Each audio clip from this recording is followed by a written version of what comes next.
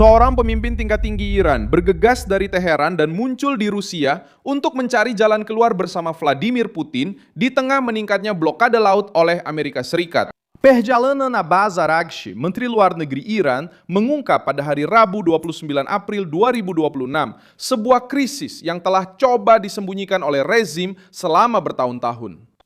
Iran mendapat tekanan dari luar, ketakutan di dalam, dan tidak memiliki kekuatan untuk mempertahankan sendiri citra perlawanan yang telah dijualnya ke dunia. Dan pengungkapan yang muncul dari kunjungan antara pemimpin Iran dan Putin menunjukkan kenyataan brutal bagi Garda Revolusi Islam yang saat ini telah sepenuhnya mengambil alih kekuasaan di Iran. Saya akan segera menceritakan semuanya kepada Anda, tapi sekarang Anda pasti ingin berlangganan saluran ini agar tetap mendapatkan informasi terbaru, informasi secara real time dengan kualitas jurnalistik terbaik yang pernah ada. Dengan standar kredibilitas Milson Alves, selama beberapa dekade, Republik Islam menyatakan bahwa mereka tidak akan bergantung pada siapapun. Rezim tersebut membangun identitasnya di atas kemandirian, ekonomi perlawanan, dan gagasan bahwa mereka bisa menghadapi tekanan eksternal apapun. Namun perang, blokade Amerika, dan pengetatan di Selat Hormuz telah mengubah situasinya.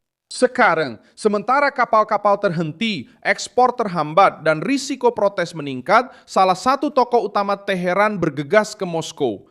Perjalanan itu terjadi tak lama setelah Trump menyatakan bahwa Iran telah memberitahu bahwa mereka berada dalam kondisi kolaps dan ingin Selat Hormuz dibuka secepat mungkin. Pernyataan ini mengenai inti dari krisis tersebut. Jika Teheran meminta pelonggaran di jalur laut, itu karena tekanan angkatan laut sudah bukan lagi ancaman, melainkan telah menjadi kerugian nyata. Sejak 13 April, blokade Amerika Serikat membatasi keluarnya kargo yang terkait dengan Iran dan mengurangi kekuatan ekonomi rezim tersebut. Poin pentingnya adalah bahwa blokade tersebut tidak menghentikan seluruh lalu lintas di Teluk. Banyak kapal masih melintasi Selat Hormuz. Masalahnya datang setelah itu. Kapal-kapal yang memuat barang di pelabuhan Iran memang bisa melewati selat dan sampai ke Teluk Oman, tetapi mereka menghadapi tekanan dari Amerika sebelum melanjutkan ke Laut Arab dan mencapai para pembeli. Artinya, melintasi Selat Hormuz tidak berarti berhasil melewati blokade. Itulah sebabnya propaganda Iran kehilangan kekuatannya. Ketika Teheran menunjukkan kapal-kapal yang melintasi selat, mereka mencoba untuk menang. Tapi jika minyaknya tidak sampai ke pelanggan, itu tidak menghasilkan uang. Jika kapal berhenti, muatannya menjadi masalah. Di laut, kemenangan bukanlah soal keluar dari pelabuhan, tapi soal bisa menjual, mengirim, dan menerima. Tekanan menghantam ekonomi dari dua sisi. Pertama, uang berhenti masuk karena minyak dan produk lainnya tidak mengalir seperti sebelumnya. Kedua, impor barang-barang penting menjadi lebih sulit, termasuk makanan, suku cadang, dan barang-barang industri. Bagi ekonomi yang sudah terpukul oleh sanksi, inflasi, dan pengangguran, tekanan ini semakin menggerogoti rezim setiap harinya. Di dalam Iran, ketakutan terbesar justru datang dari jalanan. Informasi yang beredar menunjukkan bahwa Dewan Keamanan Nasional tertinggi telah membahas risiko terjadinya protes baru. Peringatan tersebut diduga berasal dari laporan internal tentang kenaikan harga, pengangguran, dan kerusakan di sektor petrokimia, serta di sektor baja selain penurunan aktivitas ekonomi. Penilaian paling keras adalah bahwa protes akan menjadi tak terhindarkan. Pertanyaannya hanya kapan mereka akan kembali. Hal inilah yang menjelaskan urgensinya. Blokade Amerika tidak hanya mempengaruhi kapal dan pelabuhan, itu juga mengancam stabilitas politik Teheran. Rezim tahu bahwa ketika rakyat kehilangan pendapatan, pekerjaan, dan kepercayaan, krisis ekonomi bisa berubah menjadi krisis kekuasaan.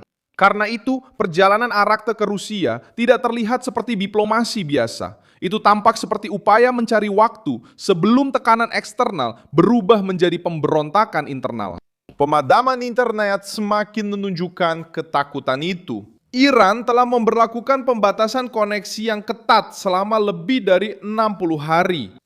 Menurut informasi yang dikutip dalam berita, 99,9% warga Iran tidak memiliki akses normal ke internet, membiarkan lebih dari 90 juta orang terisolasi dari dunia. Tujuannya adalah untuk mencegah organisasi dan pengungkapan krisis. Tetapi, langkah ini juga berdampak pada pekerja online, usaha kecil, dan perusahaan swasta dengan risiko lebih dari 100.200.000 orang kehilangan pendapatan atau pekerjaan. Internet yang ditutup telah menjadi pengakuan politik. Teheran tidak hanya takut pada Washington, Israel, atau kapal-kapal Amerika. Teheran takut pada rakyat Iran yang saling terhubung.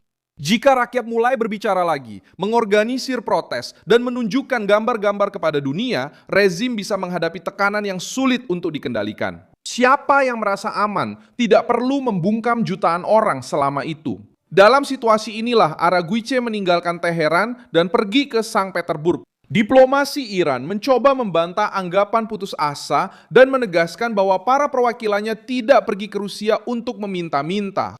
Namun, pernyataan itu justru lebih menarik perhatian daripada membantu. Ketika sebuah pemerintah harus mengatakan bahwa mereka tidak sedang memohon, itu berarti citra kelemahan sudah terlanjur melekat. Pertemuan dengan Putin berlangsung sekitar 2 jam dan dilakukan secara tertutup. Kehadiran pejabat keamanan Rusia menunjukkan bahwa pertemuan tersebut kemungkinan membahas blokade, perang, jalur laut, risiko eskalasi baru, dan bentuk dukungan jika konflik kembali meningkat. Namun secara terbuka, hanya ada pernyataan tentang kemitraan dan dukungan politik, tetapi tidak ada yang benar-benar mematahkan blokade. Disinilah muncul perasaan pengkhianatan dari Rusia. Iran membantu Moskow dalam perang di Ukraina dengan drone Shahed, teknologi militer, dukungan teknis, dan fasilitas untuk produksi peralatan tersebut di wilayah Rusia. Ketika Putin membutuhkan, Teheran memberikan bantuan yang membantu Rusia melakukan serangan jarak jauh dengan biaya rendah. Sekarang ketika Iran membutuhkan, Moskow menghitung setiap langkahnya. Rusia dapat membantu dengan intelijen, satelit, informasi, dan pernyataan. Tapi itu tidak sama dengan menantang Angkatan Laut Amerika di Teluk Oman. Putin sendiri sedang terjebak dalam perangnya sendiri. Dia menghadapi sanksi, serangan terhadap infrastruktur Rusia, dan tekanan militer di Eropa. Dia tampaknya tidak mau membuka front baru secara langsung untuk menyelamatkan Teheran. Moskow menerima Menteri Luar Negeri Iran, berpose untuk foto dan berbicara soal dukungan. Namun, dia tidak mengawal kapal tanker minyak Iran, tidak menerobos garis Amerika, dan tidak memberikan solusi langsung. Sekutunya tidak meninggalkan Teheran, tetapi juga belum menyelesaikan masalahnya. Bagi rezim yang sangat mengandalkan kemitraan dengan Rusia, keterbatasan ini terasa pahit. Sementara itu, minyak Iran sedang berpacu dengan waktu. Kepler, perusahaan data di sektor energi, memperkirakan bahwa Iran hanya memiliki ruang penyimpanan yang belum terpakai untuk sekitar 12 hingga 22 hari. Jumlah pastinya tidak pasti, karena Teheran jarang membuka data aslinya. Ada satu hal lagi yang menambah ketidakpastian, kepemimpinan tertinggi Iran.